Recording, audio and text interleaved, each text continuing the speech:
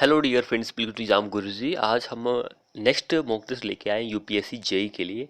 तो देखिए, इसमें भी हमारे 40 क्वेश्चन ही रहेंगे।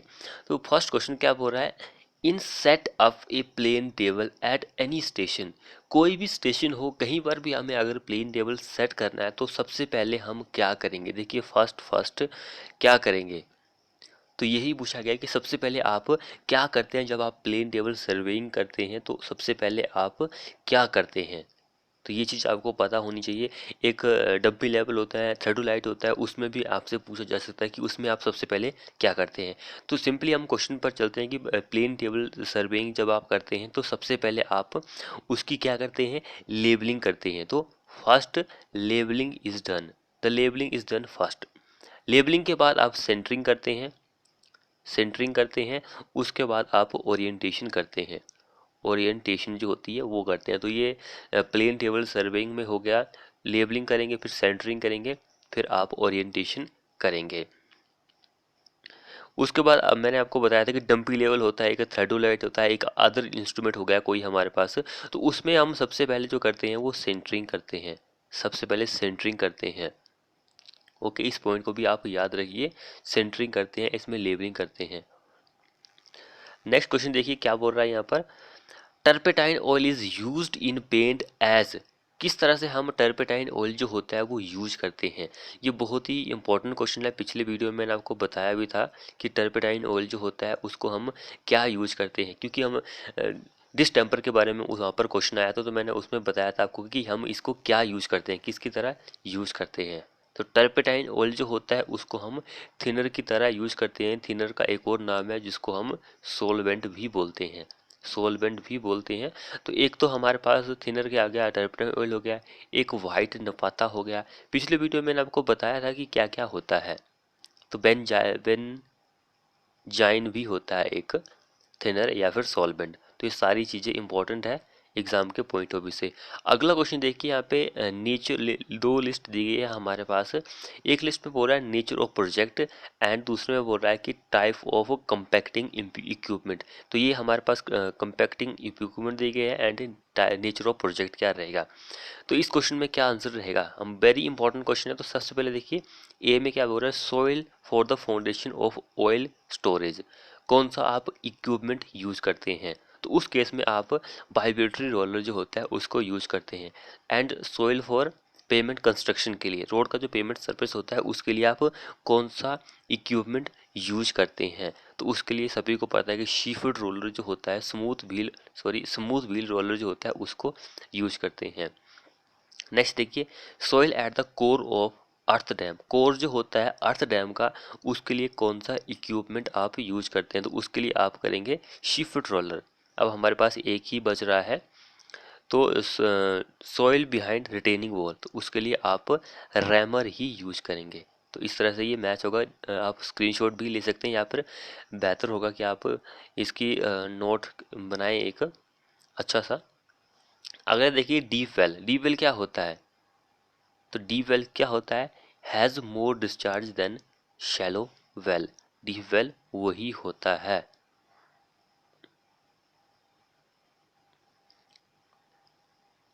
नेक्स्ट देखते हैं, gross command area of minor irrigation scheme is.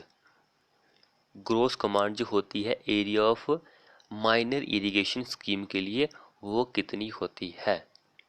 ये वेरी वेरी इंपॉर्टेंट क्वेश्चन है ये। तो इरिगेशन प्रोजेक्ट जो होते हैं उसको तीन कैटेगरी में हमने डिवाइड किया हुआ है। एक तो हमारे पास यहाँ पे पूछा गया है माइनर इरिगेशन स्कीम, दूसरी होती है medium irrigation scheme, third one जो होती है वो मेजर इरिगेशन स्कीम होती है, या फिर प्रोजेक्ट हम बोल सकते हैं। यहाँ पर भी स्कीम की जगह अगर प्रोजेक्ट होता तो कोई बात नहीं थी, एक ही बात है। तो सबसे पहले हम पे माइनर की बात कर लेते हैं। तो माइनर के लिए 2000 से कम हेक्टेयर होना चाहिए, 2000 से कम हेक्टेयर होना चाहिए। इन केस अगर मीडियम की अगर बात करता है, तो मीडियम का केसेस जो आता है वो 2000 से लेकर 10,000 तक आता है हेक्टेयर में। इस पॉइंट को भी आपको याद रखना है। इन केस मेजर के बारे में पूछ ले, सबसे बड़ा जो प्रोजेक्ट स्कीम होती है इरिगेशन की, उस केस में हमारा जो एरिया होता है वो 10,000 से ज़्यादा हेक्टेयर का होता है। इस पॉइंट को आप याद रखिए, एग्जाम में यहाँ से क्वेश्चन पूछा जा सकता है। अगला क्वेश्चन देखिए, in order to avoid tendency of separation at throat in venturimeter the ratio of diameter at throat to the diameter of pipe is. क्या रेशो होगा इन दोनों के बीच में? तो 1/3 से लेकर 1/2 का रेशो होता है। ये क्वेश्चन बहुत ही इंपॉर्टेंट है, यहाँ से आपका क्वेश्चन भी पूछा जा सकता है। बेंचोमीटर से दो ऐसे क्वेश्चन और भी पूछे जाते हैं, जैसे कि एंगल ऑफ कन्वर्जेंस जो होता है, कन्वर्जेंस जो होता है वो कितना होता है।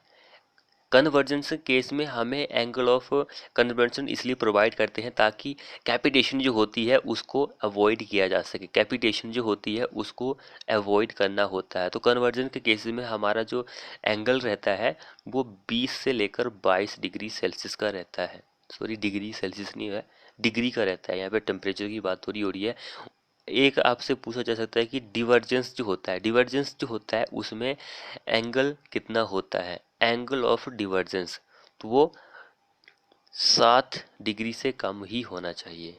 तो इसको हम इसलिए प्रोवाइड करते हैं ताकि हमारा जो फ्लो सेपरेशन होता है बाउंड्री लेयर में वो अवॉइड हो सके।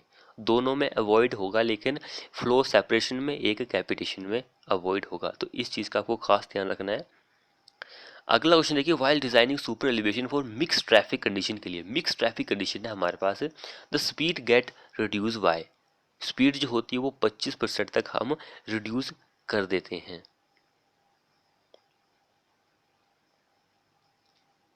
अगला क्वेश्चन देखिए, when it is not possible to set up the levelling instrument between the points the type of levelling is to be used. कौन से टाइप का आप, तो आप उस केस में रेसिप्रोकल लेबलिंग जो होती है उसको यूज करते हैं। इस पॉइंट को खास ध्यान रखना है। सो जिसने तक हमारे चैनल को सब्सक्राइब नहीं किया वो कर लीजिए। नेक्स्ट देखिए, what is the most common used shape for line canal के लिए, लाइन कैनाल जो होती है उसके लिए मोस्ट कॉमन जो हम शेप यूज करते हैं वो कौन सी होती है, मोस्ट इंपॉर्टेंट शेप।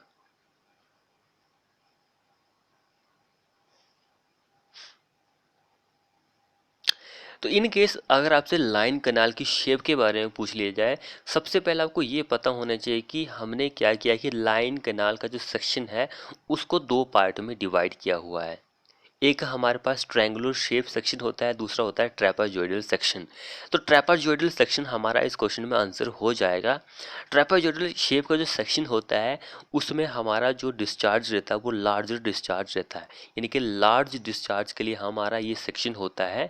जो हमारे पास ट्रायंगुलर सेक्शन होता है, ट्रायंगुलर सेक्शन जो होता है लाइन कैनाल के लिए, वहाँ पर स्मॉलर डिस्चार्ज आपको देखने को मिलता है। तो मोस्ट कॉमन जो हम यूज करते हैं वो ट्रेपेजॉइडल सेक्शन ही यूज करते हैं, क्योंकि इसमें डिस्चार्ज लार्जर होता है, बहुत ज़्यादा होता है। ट्रायंगुलर में उतना डिस्चार्ज नहीं होता है, तो इसलिए मोस्ट कॉमन हमारा आंसर ट्रेपेजॉइडल ही बनता है। वैसे ऑप्शन में वो दिया नहीं है ट्रायंगुलर सेक्शन शेप का, तो हमारा आंसर तो यही ही बनता है, चाहे लार्जर पूछा हो चाहे स्मॉलर पूछा हो।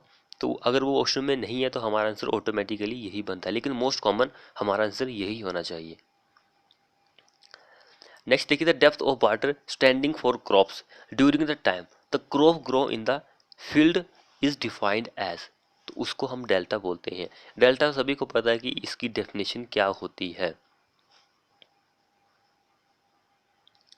नेक्स्ट देखिए, what is the pH value of water logged field, water logger की जो फील्ड होती है उसका पीएच वैल्यू पूछ रहा है कि कितनी होती है। If the top soil has become alkaline and water logged, जो टॉप सॉइल होता है वो अल्केलाइन बन रहा है एंड वाटर लॉगड बन रहा है, तो उस केसेस में हमारा क्या आंसर होगा। वेरी इंपॉर्टेंट क्वेश्चन है ये।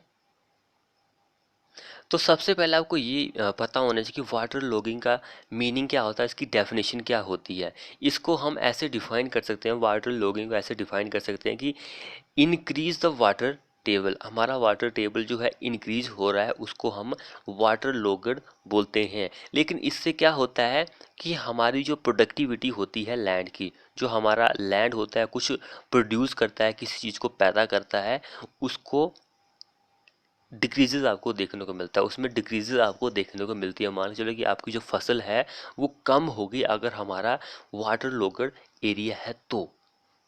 तो यहाँ पर pH वैल्यू जो रहती है वो 11 से बराबर होती है, तो उस केस में हमारा जो सॉइल होता है वो अल्कलाइन बन जाता है। तो यही हमारा करेक्ट आंसर बन जाएगा। नेक्स्ट क्वेश्चन देखिए, A dash is a structure used to provide for controller release of flow from a dam or leaves into downstream area, उसको स्पिलवे ही हम बोलते हैं।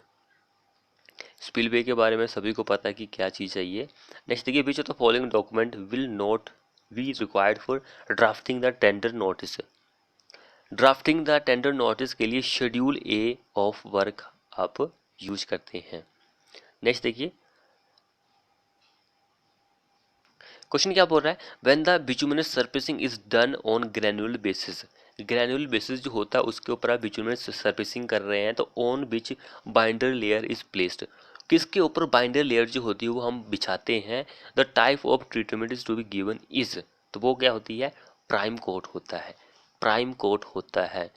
तो अगर आपने हमारी HPJ की एक सीरीज नहीं देखी है क्रैश कोर्स की, तो उसको जाकर आप देख लीजिए, क्योंकि वहाँ पर हमने आपको कुछ नोट्स प्रोवाइड किए हुए हैं कि हमारी जो सरफेस लेयर होती है उसकी थिकनेस कितनी होती है, बाइंडर कोर्स की लेयर कितनी होती है, कंपैक्टर लेयर, सब ग्रेड की लेयर कितनी होती है, तो वो आप देख सकते हैं। वो बहुत ही इंपॉर्टेंट सीरीज है।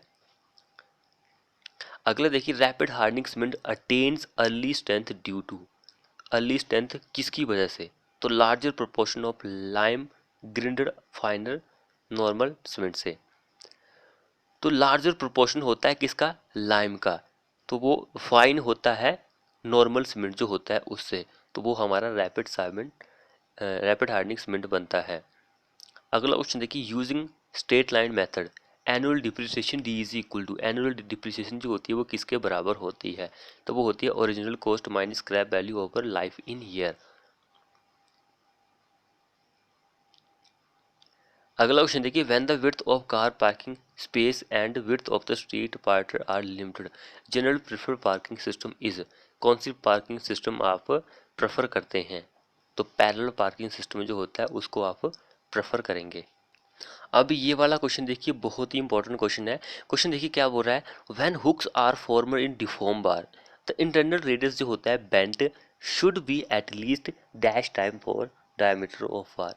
जब आप हुक जो है डिफॉर्म बार या फिर HYST बार की बना रहे हैं, तो इंटरनल रेडियस जो होता है बैंड का वो कितना होना चाहिए, तो HYST बार के केसेस में 4 होना चाहिए, माइल्ड स्टील के केसेस में 2 होना चाहिए।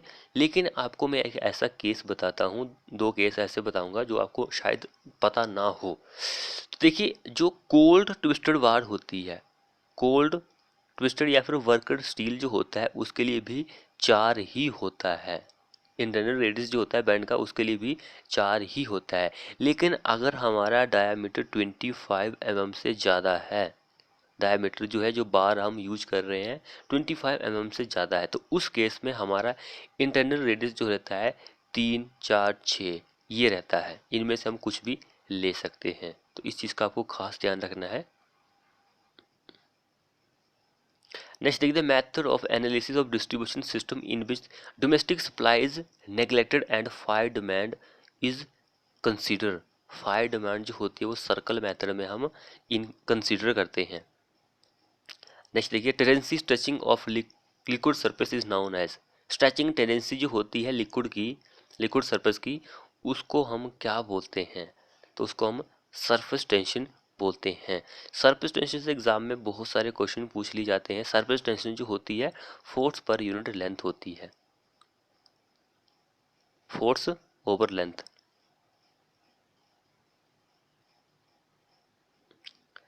अगला क्वेश्चन देखिए, बिचुमन ऑफ ग्रेड 60-70 का क्या मीनिंग होता है, क्या मतलब होता है, इसका क्या मीनिंग होता है।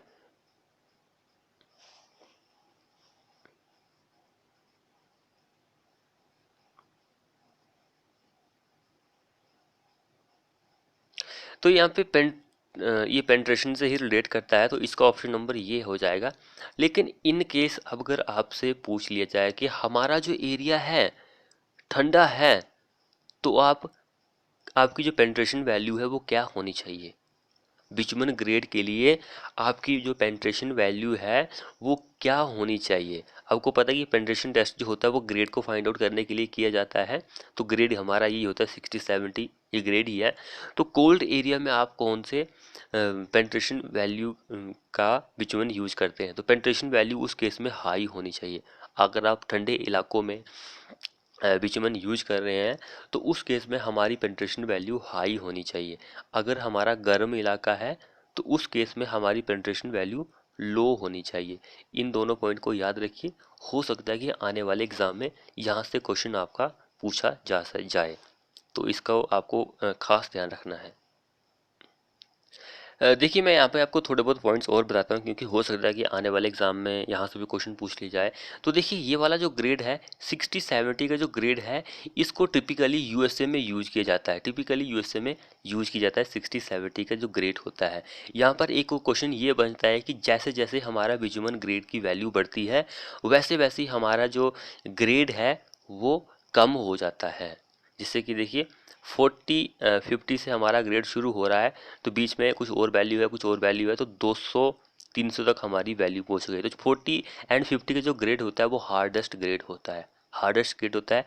एंड 200-300 जो ग्रेड होता है वो सॉफ्ट ग्रेड होता है। तो इस चीज़ का आपको खास ध्यान रखना है कि कौन सी वैल्यू सॉफ्ट होती है।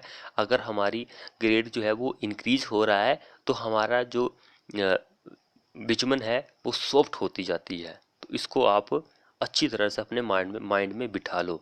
नेक्स्ट देखिए, which of the following assumption are not there in driving Bernoulli's equation. तो बर्नौलिस इक्वेशन के लिए हमारा फ्लो जो होता है वो स्टेडी होता है, इनकम्प्रेसिबल भी होता है, एंड विस्कोसिटी नहीं होती है, ईरो रोटेशनल होता है। रोटेशनल नहीं होता है, ईरो टेशनल होता है। इस चीज़ का आपको खास ध्यान रखना है, क्योंकि यहाँ से भी आपका क्वेश्चन पूछा जा सकता है। इनकम्प्रेसिबल हो सकता है या फिर कांस्टेंट भी आपसे को एग्जाम में दिया जा सकता है कि कांस्टेंट होता है फ्लो जो होता है, तो ध्यान रखिए। अगला देखिए, the ratio of central deflection due to central load in case of beam freely supported at both end fix at both ends will be. तो उसके लिए 4 हमारा आंसर हो जाएगा। अगला देखिए, कॉस्ट ऑफ इलेक्ट्रिफिकेशन कितनी होती है total cost of the building. Cost of electrification, जो तुक्का लगाने वाले हैं उनको तो पता ही है कि 8% होता है, लेकिन अब यहाँ पे 8% नहीं दिएगा तो क्या हम करेंगे। तो 7 और 9 के बीच में 8 आता है, तो यही हमारा करेक्ट आंसर हो जाएगा। नेक्स्ट देखिए, Reynolds number is the ratio of dash force to dash force. देखिए क्वेश्चन ऐसे भी बनाया जा सकता है। तो ऐसे जितने भी ये नंबर है, डिमेंशनलेस नंबर है, इनको सॉल्व करने की मैंने एक ट्रिक आपको बताई थी, पीजी वर्सेस। अगर आपने नहीं देखी है तो आप जाकर देख सकते हैं। से आप 5 डिमेंशनलेस नंबर को सॉल्व कर सकते हैं। तो हमारे पास रेनॉल्ड नंबर जो होता है inertia force and viscous force का रेशो होता है। नेक्स्ट देखिए, bending stress on neutral axis of the cross sectional beam is. Bending stress जो होता है न्यूट्रल एक्सिस पर, क्रॉस सेक्शन ऑफ बीम पर, वो 0 होता है। न्यूट्रल एक्सिस पर कोई भी स्ट्रेस काम नहीं करता है मेरे भाई। अगला देखिए, a beam is loaded as cantilever. हमारा जो बीम है लोडेड है कैंटिलीवर की तरह। If the load at the end is increase, end पर लोड इंक्रीज हो रहा है तो फेलियर विल ऑकर। फेलियर जो होता है वो स्पॉट पर होता है, क्योंकि मैक्सिमम बैंड जो होता है आपकी जो फिक्स एंड होता है वहाँ पर ही आपको दिखाई देता है कैंटिलीवर के केसेस में। तो हमारा यही आंसर हो जाएगा। अगला देखिए, series of closely spaced contour lines represent. Closely किसको, तो वो होती है स्टीप को रिप्रेजेंट करती है। अगला देखिए, when the lease of property is given until the death of person is known as. तो उसको हम लाइफ लीज बोलते हैं, लाइफ लीज हम बोलते हैं।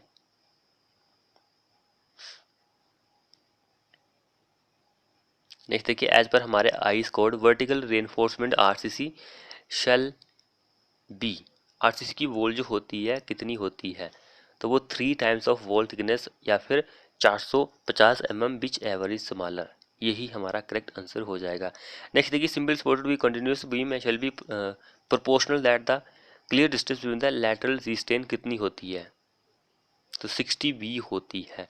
इस चीज़ को आपको याद रखना है, 60 बी या फिर 250 B square over D, whichever is less, दोनों में से जो भी लेस हो। अगला देखिए, क्वेश्चन को खुद पढ़िए क्या बोल रहा है। इस क्वेश्चन का आंसर ये हो जाएगा, अल्टीमेट स्ट्रेन जो होता है। सल्वेज वैल्यू, ये तो आपको सभी को पता है कि सल्वेज वैल्यू क्या होती है, हमारा यही आंसर हो जाएगा।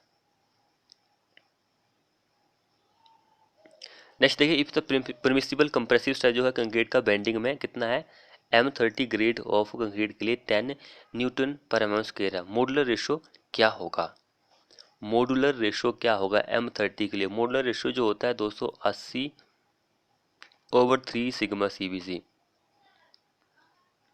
सिग्मा CBC की वैल्यू हमारे पास 10 गिवन है, 10/30/280 फाइंड करेंगे हम 933, कहाँ पर दिया गया है, ऑप्शन नंबर 4 हमारा करेक्ट आंसर हो जाएगा यहाँ पर। अगला क्वेश्चन देखिए, in the context the ultimate load theory for steel के लिए स्ट्रेस स्ट्रेन कर्व होता है स्टील का, वो क्या होता है, तो वो बायलिनियर होता है। नेक्स्ट देखिए, what is resistance of material to deflection known as, what is the resistance of material, resistance जो है मटेरियल का टू डिफ्लेक्शन तक, उसको हम स्टिफनेस बोलते हैं, स्टिफनेस बोलते हैं।